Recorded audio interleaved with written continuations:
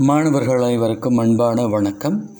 இன்றைய தினம் தரம் 11 தற்கால கவிதைகள் என்ற தலைப்பில் இடம்பெற்றிருக்கக்கூடிய கவிஞர் சோலைக்கொழியின் சீறி ஓடாத வருங்கால மனித நதி என்ற கவிதையிலிருந்து சில வினாக்களையும் அந்த வினாக்களுக்கு விடை எழுதுதல் தொடர்பான விளக்கத்தையும் பெறவிருக்கின்றோம்.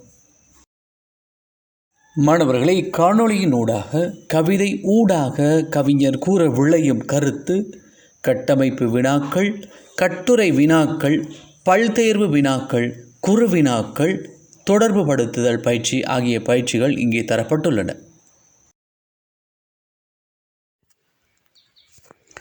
இக்கவிதையூடாக கவிஞர் கூற விளையும் முக்கிய விடயம் யார் என்ற வினாவிற்கு நாம் எவ்வாறு விடை எழுதுவது என்பது தொடர்பாக பார்ப்போம்.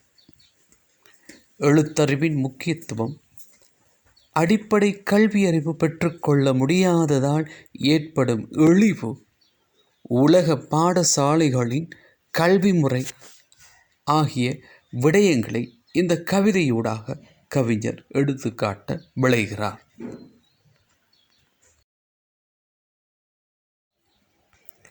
மாணவர்களே, அடுத்ததாக மீசைக்கு விதை தூவி இளமை மழை பெய்ய பயிர் முளைத்த பருவம், அழகு முகம், கீழுதடு இரத்தச் சிவப்பு, பெண் வெளுவாள் இவற்றில் மயங்கி என்ற வரிகளிலிருந்து ஒரு வினா இங்கே கேட்கப்பட்டுள்ளது. அதாவது, இவ்வரிகளில் பையனின் அழகை கவிஞர் எவ்வாறு எடுத்து காட்டுகிறார்? இப்போதுதான் முகத்தில் மீசை முளைத்து கொண்டிருக்கின்றது. வாலிப பருவத்தில் காலெடுத்து வைத்திருக்கக்கூடியவன் கீழுதடு இரத்தம் போன்று சிவப்பாக காணப்படுகின்றது. இவ்வாறான சிறப்புகளோடு இருக்கக்கூடியவனை பார்த்தால் பெண்களே இவன் பால் காதல் கொள்வார்கள். அந்த அளவிற்கு பெண்களை மயக்கும் வகையிலான அழகுடையவன் என்று அந்த எழுதத் தெரியாத பையனுடைய அழகை அல்லது வனப்பை கவிஞர் எடுத்து காட்டுகிறார். அடுத்ததாக, உலக பாடசாலைகளின் கல்வி நிலைமை பற்றி கவிதையில் கவிஞர் கூற முயல்வது யாது என்ற ஒரு வினா இங்கே தரப்பட்டுள்ளது. மாணவர்களே, உலக பாடசாலை அனைத்தையும் நினைத்துவிட்டு எண்ணுகிறேன், அந்த நதி வரும் நாளில் சீறி ஒலி எழுப்பி ஓடாது உறையும் சிறு துளியாய் என்பதாக கவிதையினுடைய முடிவு பகுதி அமைந்திருக்கின்றது. கவிஞர் சோலைக்கிளி அவர்கள் இந்த கவிதையினுடைய இறுதியிலே உலக பாடசாலைகளினுடைய கல்வி நிலைமை குறித்து கவலைப்படுவதாக அல்லது வேதனையுறுவதாக பாடியிருக்கின்றார். அதற்கான காரணங்கள் என்னவென்று நாம் பார்ப்போம். அடிப்படை கல்வியறிவை அடைந்து கொள்ளாத வகையில் உலக பாடசாலைகளின் கல்வித்தரம் காணப்படுகின்றது, வேதனைக்குரியது என்று குறிப்பிடுகிறார். ஒரு பிள்ளை வளர்ந்து வாலிப பருவத்தை அடைந்தும் தனது சொந்த பெயரை எழுதி கையொப்பம் வைப்பதற்கான எழுத்தறிவும் வழங்கப்படாமை உலக பாடசாலைகளினுடைய கல்வி நிலைமை என்று அவர் என்ன செய்கிறார்? கூற வருகிறார். வாழ்க்கைக்கு தேவையான கல்வியை உலக பாடசாலைகள் வழங்குவதில்லை என்ற கவலையும் இங்கே வெளிப்படுகின்றது. அடிப்படை அறிவை பெற்றுக்கொள்ளாதவர்களால் எதிர்காலத்தில் முன்னேற்றம் காண முடியாது என்பதனையும் இந்த கவிதையினூடாக கவிஞர் வெளிப்படுத்துகிறார். மாணவர்களே, அடுத்ததாக எழுதத் தெரியாததால் அந்த பையன் என்னென்ன அவமானங்களை சந்திப்பதாக குறிப்பிட்டுள்ளார் என்ற ஒரு வினா இங்கே கேட்கப்பட்டுள்ளது. அதையொத்ததாக எழுத்தறிவின்மையினுடைய அவலம், எழுதத் தெரியாதவனின் அவலம் இக்கவிதையில் எவ்வாறு எடுத்து காட்டப்பட்டுள்ளது என்ற வினாக்களும் இங்கே கேட்கப்பட்டுள்ளன. இம்மூன்று வினாக்களுக்கும் கீழே தரப்பட்டுள்ள விடையை நாம் எழுதலாம். அதாவது, பெரிய பாவத்தினுடைய முழு உருவமாக அவன் தென்படுவதாக கவிஞர் கூறுகிறார். தனது பெயரையும் எழுதத் தெரியாத நிலையில் மற்றவர் முன்னிலையில் தலை குனிய வேண்டிய நிலை ஏற்படும் என்ற ஒரு கருத்தையும் அவர் இங்கே பதிவு செய்கிறார். அவன் சிரிப்பும் உணர்ச்சியற்ற ஒன்றாக மாறிவிடுகிறது. அதனைதான் அது ஒரு செத்த சிரிப்பு என்ற வரிகளூடாக அவர் எடுத்து காட்டுகின்றார். அவன் காதல் உணர்வுகளை எண்ணென்று ஒருத்திக்கு எழுதுவான். எழுத வருகின்ற உணர்ச்சிகளை ஒளியாக்கி அவன் விழுந்தவளின் வேலி ஓரமெல்லாம் காகம் போல் கரைந்து திரிவானோ என்பதாக அந்த கவிதையின் சில வரிகள் இங்கே தரப்பட்டுள்ளன. அதாவது தன்னுடைய காதலிக்கு எழுத்து மூலம் சொல்ல வேண்டிய உணர்ச்சிகளை சொல்ல இயலாத நிலை அந்த பையனுக்கு ஏற்படும் என்று இவர் என்ன செய்கிறார்? கவலைப்படுகிறார். காகம் போல் தான் சொல்ல வேண்டிய விடயங்களை சத்தங்களாக்கி காதலியின் வேலியோரத்தில் நின்று கொண்டு கரைந்து கரைந்து சொல்வானோ என்ற ஒரு கேள்வியையும் அவர் என்ன செய்கிறார்? எழுப்புகிறார். இதன் ஊடாக எழுத்தறிவின்மையினால் ஒருவனுக்கு ஏற்படக்கூடிய இன்னல்கள் அல்லது அவமானங்களை இங்கே கவிஞர் சுட்டி காட்டுவதை எம்மால் காண முடிகின்றது. அந்த பையனால் எதிர்காலத்தை முன்னேற்றிச் செல்ல முடியாமல் போய்விடும் என்ற ஒரு கருத்தையும் அவர் என்ன செய்கிறார்? இங்கே குறிப்பிட்டுள்ளார். இதனூடாக எழுதத் தெரியாததால் அந்த பையன் அடைகின்ற அவமானங்களை கவிஞர் எடுத்து காட்டுகின்றார்.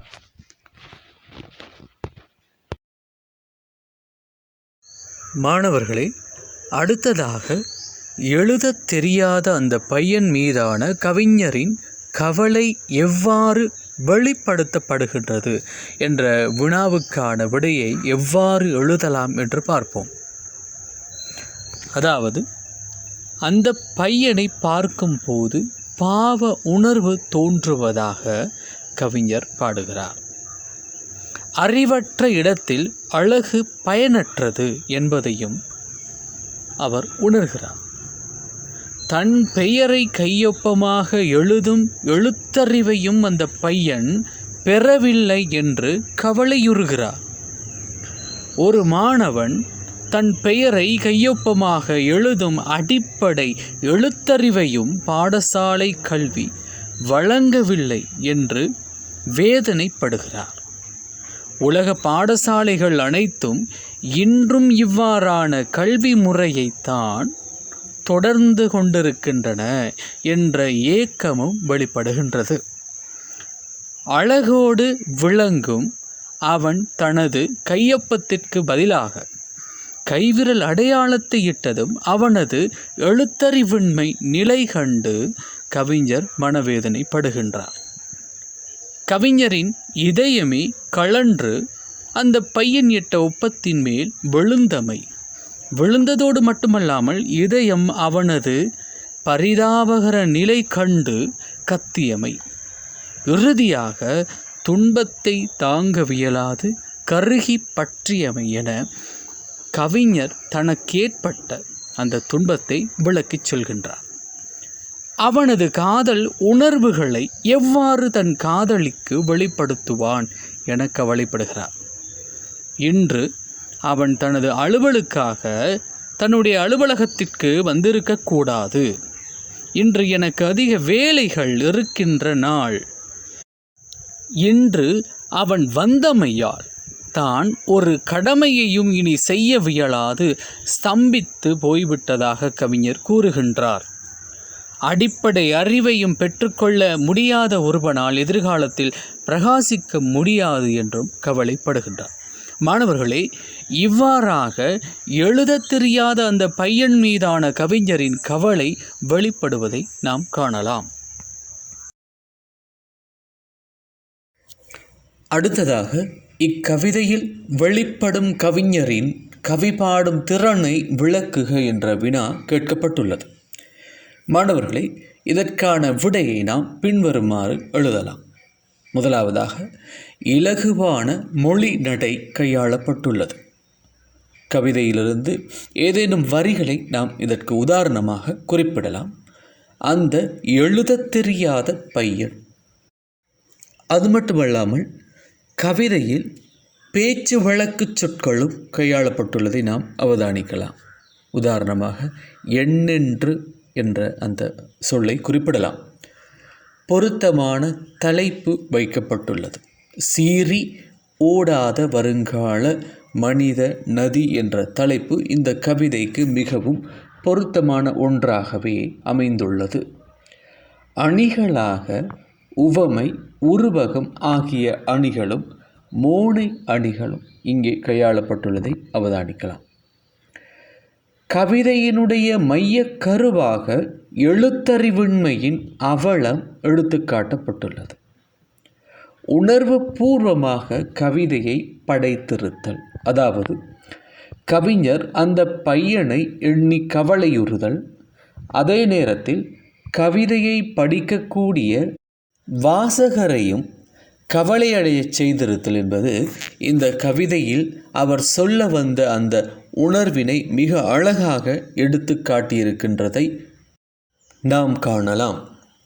அடுத்ததாக யதார்த்த வாழ்க்கைக்கு தேவையான விடயத்தை முன்வைத்திருத்தல், அதாவது எழுத்தறிவின் அவசியம், அடிப்படை அறிவு, உலக பாடசாலைகளின் தற்போதைய கல்வி நிலைமை, வாழ்க்கைக்கு தேவையான கல்வியை உலக பாடசாலைகள் வழங்க வேண்டும் ஆகிய கருத்துக்கள் இன்றளவும் வாழ்க்கையோடு அல்லது நடைமுறையில் மிகவும் தேவையான கருத்துக்களாகவே அமைகின்றன.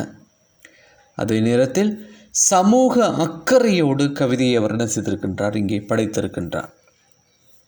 கவிதையை கண்முன்னே நடக்கும் காட்சிகளாக எழுதியிருக்கின்றமையும் இந்த கவிதையில் கவிஞருடைய கவிபாடும் திறனை எடுத்து காட்டுகின்றது.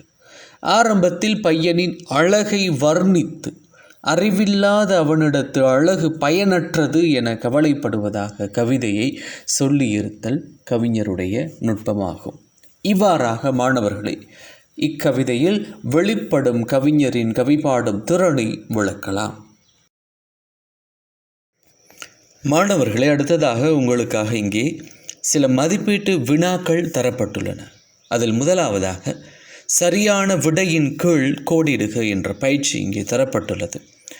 அதில் 10 வினாக்கள் உங்களுக்காக கேட்கப்பட்டுள்ளன. அங்கே 4 விடைகள் தரப்பட்டுள்ளன. எனவே இந்த வினாக்களை பொறுமையாக வாசித்து 4 விடைகளில் பொருத்தமான விடை எது என்பதை தெரிவு செய்து நீங்கள் கூடிட வேண்டும். முதலாவது வினா, அந்த எழுதத் தெரியாத பையன் இன்று என்னை சந்தித்தான். எழுதத் தெரியாத என்பது பெயரடையா, பெயரெச்சமா, வினையெச்சமா அல்லது வினையடையா? இரண்டாவது கேள்வி, பெரிய பரிதாபத்தின் முழு மொத்த வடிவமாய் என் முன்னே நின்றான். பரிதாபம் என்பது அழகு, வறுமை, பாவம், தீமை. மூன்றாவது, மீசைக்கு விதை தூவி இளமை மழை பெய்ய பயிர் முளைத்த பருவம். இங்கு குறிப்பிடப்படும் பருவம் எது? வாலிப பருவம், குழந்தை பருவம், முதுமை பருவம், வயோதிப பருவம். நான்காவது வினா, இளமை மழை பெய்ய பயிர் முளைத்த பருவம். இளமை மழை என்பதில் வந்துள்ள அணியாது? உவமை அணியா, ஸ்லேடையா, உருவகமா அல்லது மோனையா? காகம்போல் விழுந்தவளின் வேலி. விழுந்தவள் என்பது வினை சொல்லா, வினையாளனையும் பெயரா அல்லது பெயரெச்சமா, வினையெச்சமா? மாணவர்கள், இவ்வாறாக இங்கே தரப்பட்டுள்ள 5 வினாக்களில் அந்த 5 வினாக்களுக்கும் சரியான விடையை நீங்கள் தெரிவு செய்து கோடிட வேண்டும். அடுத்ததாக இங்கே மேலும் சில வினாக்கள் தரப்பட்டுள்ளன. ஏதோ அலுவலுக்கு வந்திருந்தான். அலுவல் என்பது காரணம், அலுவலகம், வேலை, ஆயத்தம். இந்த 4 விடைகளில் சரியான விடை எது என்பதை நீங்கள் தெரிவு செய்ய வேண்டும்.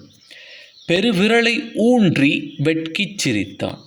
வெட்கிச் சிரித்தல் என்பது பெருமையோடு சிரித்தல், அவமானத்தோடு சிரித்தல், பாவத்தோடு சிரித்தல், கவலையோடு சிரித்தல். மூன்றாவது காகம் போல் அவன். இதில் வந்துள்ள உவமேயம் எது? காகம் போல் அவன் கரைதல். நான்காவது மனித நதி. இதில் வந்துள்ள அணியாது? உவமை, உருவகம், மோனை, சிலேடை. ஐந்தாவது அந்த நதி வரும் நாளில் சீறி ஓடாது. சீறி என்பது பாய்ந்து, மெல்ல, நகர்ந்து, அலைந்து. இவ்வாறாக உங்களுக்கு தரப்பட்டுள்ள 10 வினாக்களில் பொருத்தமான விடை எது என்பதை அந்த தரப்பட்டுள்ள 4 விடைகளிலிருந்து தெரிவு செய்து கோடிட்டு இந்த பயிற்சியை நீங்கள் நிறைவு செய்து கொள்ளலாம். மாணவர்களே, அடுத்ததாக உங்களுக்கு எல்லா வினாக்களுக்கும் விடை தருக என்ற கேள்வி தரப்பட்டுள்ளது. அதில் முதலாவதாக சீறி ஓடாத மனித நதி என்ற கவிதையை எழுதியவர் யார் என்ற கேள்வி கேட்கப்பட்டுள்ளது. இரண்டாவதாக கவிஞர் சீறி ஓடாத மனித நதி என்று யாரை குறிப்பிடுகின்றார்? மூன்றாவது கேள்வி, அது ஒரு செத்தச் சிரிப்பு என்பதனூடாக கவிஞர் கூற விளைவது யாது என்ற கேள்வியும் இங்கே கேட்கப்பட்டுள்ளது.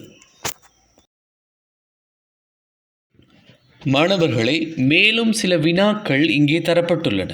இக்கவிதையில் வரும் பின்வரும் அடிகளில் கையாளப்பட்டுள்ள அணிகளை குறிப்பிட்டு விளக்குக என்ற கேள்வி இங்கே கேட்கப்பட்டுள்ளது. அதில் முதலாவதாக இளமை மழை. இளமை மழை என்பது எவ்வகை அடி என்று கேட்கப்பட்டுள்ளது. மாணவர்களே, உங்களுக்கு தெரியும், இளமை மழை என்பது உருவக அணி, அதாவது இளமையாகிய மழை. இளமை பருவமானது மழைக்கு அங்கே உருவகிக்கப்பட்டுள்ளதை நாம் காணலாம். காகம் போல் அவன் விழுந்தவளின் வேலி ஓரமெல்லாம் கரைந்து திரிவானோ. காகம் போல் அவன் விழுந்தவளின் வேலி ஓரமெல்லாம் கரைந்து திரிவானோ. இங்கே உவமை அணி கையாளப்பட்டுள்ளதை நாம் அவதானிக்கலாம். இறுதியாக மனித நதி. இந்த மனித நதி என்பது தலைப்பிலும் காணப்படுகின்றது. அதே நேரத்தில் கவிதையினுடைய முடிவிலும் இந்த மனித நதி என்ற சொல் பிரயோகிக்கப்பட்டுள்ளது. மனித நதி என்பது உருவக அணியாக இங்கே வந்துள்ளது. அதாவது மனிதனாகிய நதி, மனிதன் நதிக்கு உருவகிக்கப்பட்டுள்ளதை நாம் இங்கே காணலாம். அடுத்ததாக உங்களுக்கு பொருள் தருக என்ற கேள்வி இங்கே தரப்பட்டுள்ளது. அதில் 10 சொற்கள் தரப்பட்டுள்ளன. எனவே இக்கவிதையிலிருந்து கேட்கப்பட்டுள்ள இந்த சொற்களுக்கான பொருளை தேடி எழுத வேண்டும். அதில் முதலாவதாக பரிதாபம், இரண்டாவது வடிவம், 3 அலுவல், வெட்கி, உறையும் பையன், இளமை மழை, செத்த சிரிப்பு, மனித நதி, சீறி ஆகிய சொற்கள் இங்கே உங்களுக்காக தரப்பட்டுள்ளன. அவற்றுக்கான பொருளை எழுத வேண்டும். மாணவர்களை, இறுதியாக உங்களுக்காக இணைக்குக என்ற பயிற்சியும் இங்கே தரப்பட்டுள்ளது. அதாவது ஆ பகுதியில் எழுத தெரியாத, செத்த சிரிப்பு, விழுந்து கத்தியது, கருகி பற்றியது, அழகு முகம் ஆகியன தரப்பட்டுள்ளன. எனவே இவற்றுக்கு பொருத்தமான வகையிலே ஆவண பகுதியிலிருந்து தெரிவு செய்ய வேண்டும்.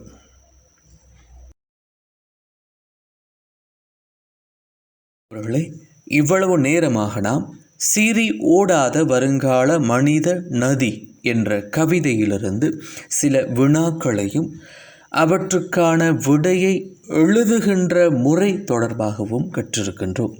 இந்த காணொளி உங்களுடைய பரீட்சைக்கு சிறந்த ஒரு வழிகாட்டியாக இருக்கும் என்பதில் எவ்வித ஐயமும் இல்லை. எனவே மீண்டும் ஒரு காணொளியினூடாக உங்களை சந்திக்கும் வரை விடைபெறுகின்றேன். நன்றி, வணக்கம்.